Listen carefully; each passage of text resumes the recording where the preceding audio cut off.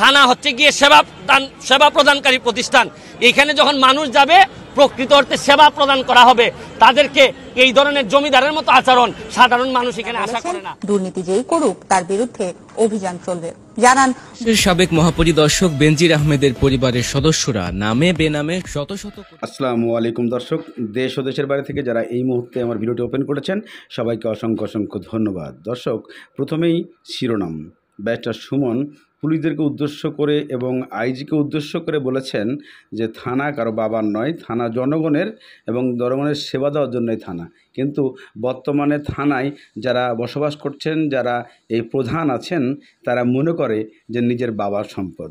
Barrister Suman আরও বলেন এদেরকে কোনো প্রকার ছাড় দেওয়া হবে না। এই মামলায় যত প্রকার সিদ্ধান্ত নেওয়ার প্রয়োজন আছে আমি কাজ চালিয়ে যাব, তবে বেনজির আহমেদকে কোনো প্রকার এখান থেকে ছাড় দেওয়া হবে না। মাননীয় প্রধানমন্ত্রীও যদি ছাড় দেয় তার পিছনে আমি প্রোটেক্ট দেব ইনশাল্লাহ, কেননা এরা দেশের শত্রু, এরা জনগণের শত্রু। দর্শক, আর কথা বাড়াচ্ছি না, আমি আপনাদেরকে ব্যারিস্টার সুমনের কাছে নিয়ে চলে যাচ্ছি। তাদের জন্য এই রায়টি একটি মাইল ফলক এবং অশনি সংকেত হয়ে থাকবে। আমি মনে করি থানা হচ্ছে গিয়ে সেবা প্রদানকারী প্রতিষ্ঠান। এখানে যখন মানুষ যাবে প্রকৃত অর্থে সেবা প্রদান করা হবে, তাদেরকে এই ধরনের জমিদারের মতো আচরণ সাধারণ মানুষ এখানে আশা করে না। আদালতের পর্যবেক্ষণে কি বলেছে? দায়িত্ব ছিল অনেক বেশি, তার রেসপন্সিবিলিটি অনেক বেশি। উনি এই রেসপন্সিবিলিটি ডিসচার্জ করতে পুরোপুরি ব্যর্থ হয়েছেন, যার জন্য তাকে সর্বোচ্চ শাস্তি, এই ধারায় সর্বোচ্চ শাস্তি তাকে দেয়া উনি কাম্য মনে করেছেন। আচ্ছা, তারা বলছেন যে তারা বলছেন যে এখন উচ্চ আদালতে আপিল করবেন। জি, এটা নিয়ে আপনাদের না, আপিল তো এজ অফ রাইট, উনি উনার অধিকার আপিল করার, আপিল তো উনি করতেই পারেন। আমরা 3টি ধারায় তার বিরুদ্ধে অভিযোগ আনি, এর মধ্যে একটি ধারা আদালত বলেছেন যে আমরা প্রমাণ করতে পারি নাই, যে ধারাটি হচ্ছে গিয়ে। দর্শক, এদিকে আপনারা ব্যারিস্টার সুমনের কথা শুনেছেন যে আদালত বলেছে 3টি ধারায় মামলাটি হয়েছে, যার মধ্যে একটি ধারা তারা প্রমাণ করতে পারছে না। ব্যারিস্টার সুমন অবশ্যই এর তথ্য কালেক্ট করে এই তথ্য প্রমাণ সহকারে বাকিটাও প্রমাণ করে দিবে।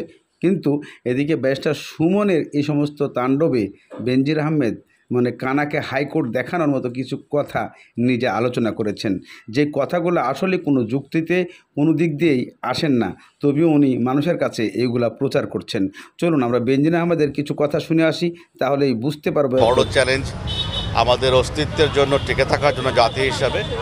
তার পাশাপাশি আমরা মাননীয় প্রধানমন্ত্রীর নেতৃত্বে, মাননীয় স্বরাষ্ট্রমন্ত্রীর তত্ত্বাবধানে পুলিশ বাহিনীতে গুণগত পরিবর্তন সংযোজনের চেষ্টা করেছেন অবিরত, এবং আমাদের কি সাফল্য কি ব্যর্থতা সেটি জনগণ জানেন।